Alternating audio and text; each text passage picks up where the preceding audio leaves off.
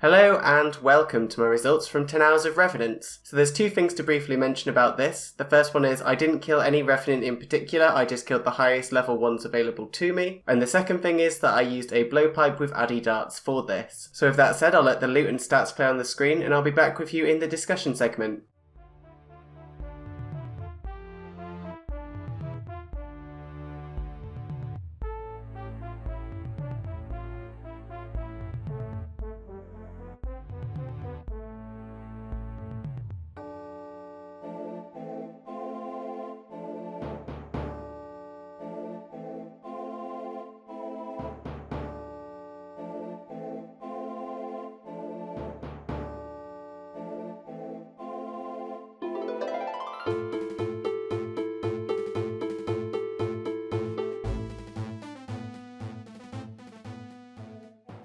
So I have a lot of mixed feelings about the Revenant Caves, and I've constantly tried to record this audio for a while now, so I'm going to try and make it as quick and punchy as I can, rather than going into long explanations. The benefits of this are they have no requirements, and you make a lot of money, even with the most welfare setup that I used, which was using Addy darts in my Blowpipe with black d'hide and snakeskin. The main drawbacks to this method are pkers. That's number one, obviously. They're incredibly frustrating, although I'm not saying they shouldn't exist, because high risk, high reward. But actually the most surprising thing is, more frustrating than pkers was PVMers with better gear than me, which was basically almost every PVMer I bumped into, which meant that I couldn't use high skill total worlds, because whenever I went there it was always maxed mains with crossbows and vigorous chain maces that I just couldn't compete with. As for my recommendations to overcome these major problems, one is to stay below 30 wilderness and be ready to teleport at any time. The only times I died was when I wasn't in level 30 wilderness already, and one time when I had to go AFK to do something and some PKs hopped in and just murdered me. The major recommendation I'd have though is don't use a Blowpipe in the Revenant Caves, which I know sounds pretty dumb considering I made 1.7 mil an hour there, but the problem is how competitive the Revenant Caves are at the moment. It's just an incredibly frustrating moneymaker where you're getting PK'd, and when you're not getting PK'd, getting constantly out-hit by other people. Instead I recommend using the Vigorous Chain Mace or the crossbow, which I'm going to be testing both of those in the future to test this hypothesis, but I imagine it's far more enjoyable to use those weapons and not have to be forced out of the high level skill total worlds by maxed mains using those exact same weapons. Overall, summarising this method, it's incredibly good considering there's no requirements, you're going to make a lot of money as long as you pay a lot of attention and you have a good weapon set to hand. Ideally the Vigorous Chain Mace or the crossbow. You can use a Blowpipe like I did and you can still make a hell of a lot of profit, but just be prepared to hop a hell of a lot more than everyone else if you're going to use that. And with all that said, I hope you enjoyed this video. If you have any questions or comments, feel free to leave them down below.